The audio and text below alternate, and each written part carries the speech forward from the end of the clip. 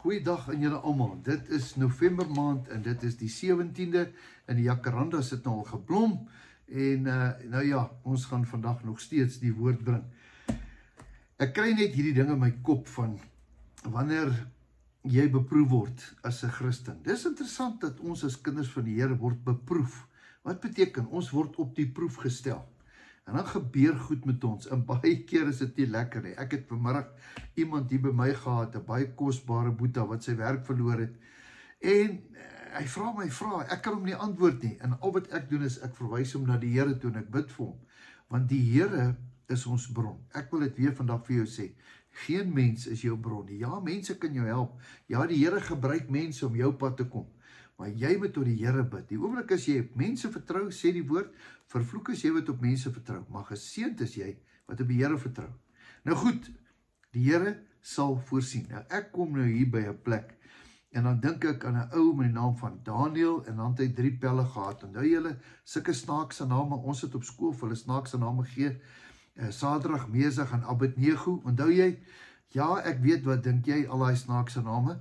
Nou ja, die manne het voor die grootste toets in hulle lewe gestaan, lewe of dood, maar nie net sommer dood nie, nie net 'n vuurpeloton skiet jou dood nie, nee, 'n oond, daar was 'n reël, daar was 'n wet, en daai wet beteken, as jy nie daar op die grond neerval en daai gode aanbid nie, dan gaan jy binne in daai oond, gaan jy gegooi word, ja, doodbrand, jy gaan lewendig, dink 'n bietjie mooi, daar staan daai oond voor jou, en al wat jy het, is die Here. Ek wil jy moet mooi hoor, al wat jy het, die geld tel nie meer nie, jou aansien tel nie meer nie, jou oom wat in die is, en daai een, en die en daai, net wat tel, is wat jy het, en wat jy het is die Here.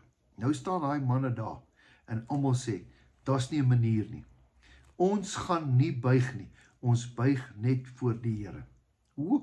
Ek wonder wie van ons sal dit vandag doen, en daar kom die Here vir hulle deur.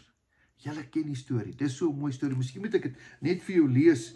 Nou sê hulle hier in Daniel 3, Sadrag, Mesach en Abednego vers 16, het geantwoord en die koning gesê, ons ag dit nie nodig om hier op 'n antwoord te gee nie, as ons God wat ons dien, ek wil dit vandag vir jou sê, as ons God wat ons dien, in staat is om ons te verlos, dan sal hy ons uit die brandende vuuroond en uit u hand, o koning, verlos.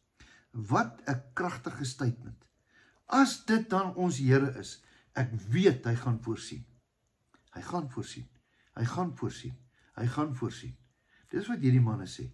Ja, is maklik om na die te lees. Ja, en toe, ek weet daar's kinders of iemand wat nou nie hierdie storie verder kyk nie. Hy sê, maar as dit nie so is nie, laat dit dan bekend wees, o koning, dat ons die u gode nie sal dien nie.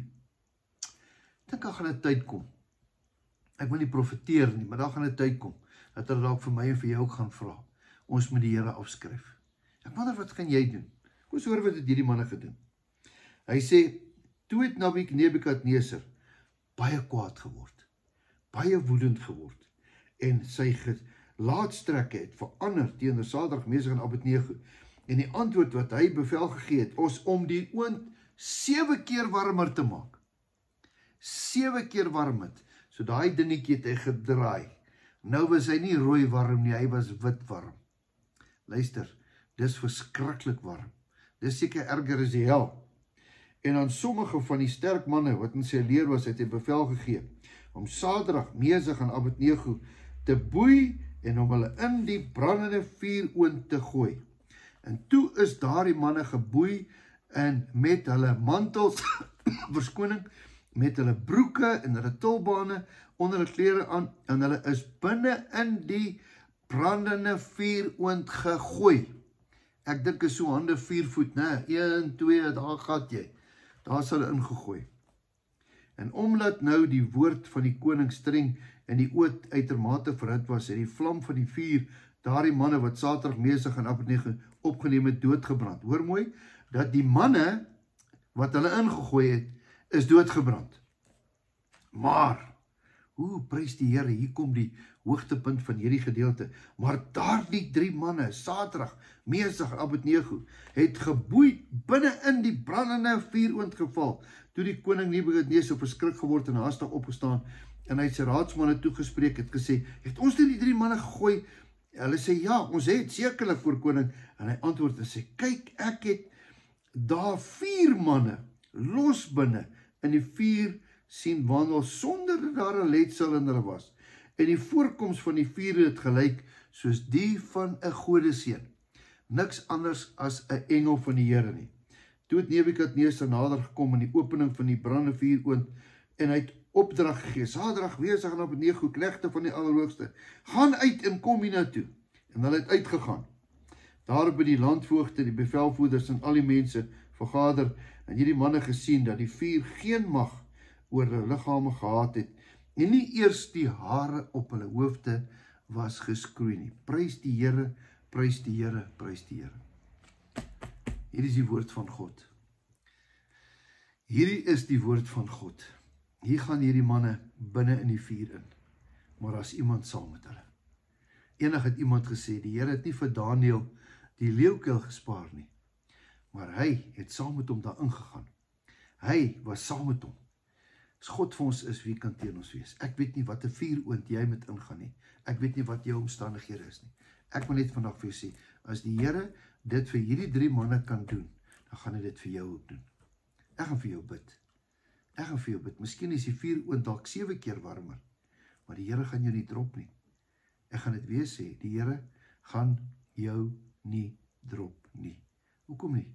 Want sy liefde vir jou is 'n ewige liefde. Moenie na mense kyk nie. Vertrou op die Here met jou hele hart.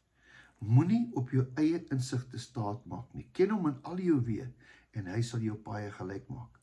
Dit staan mos daar in Spreuke en ook in Psalms, is dit nie so nie. Psalm 3 vers 5 as ek nie mis het nie. Nou kom ons bid saam. Here, baie dankie. Dankie vir hierdie dag. Dankie Here, al is die vuur warm, U is getrou.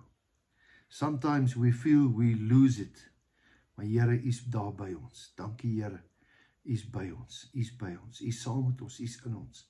Ja Here, U is goed vir ons. Dankie Here, ons sal uit hierdie vuur uitkom, want die Here is getrou. Ek loof en prys U naam. Amen. Geseënde dag. Wens ek vir jou toe, bid ek vir jou toe. Dit is 'n bietjie later as gewoonlik. Ja, dit is nou hier skuins na 4. Maar maak nie saak nie, hierdie boodskap is vir jou. Stuur hom aan vir iemand wat hom dalk baie nodig het. En weet dat die Here jou liefhet met 'n ewige liefde en dat jou beste steeds nog voor lê. Totsiens, tot 'n volgende keer.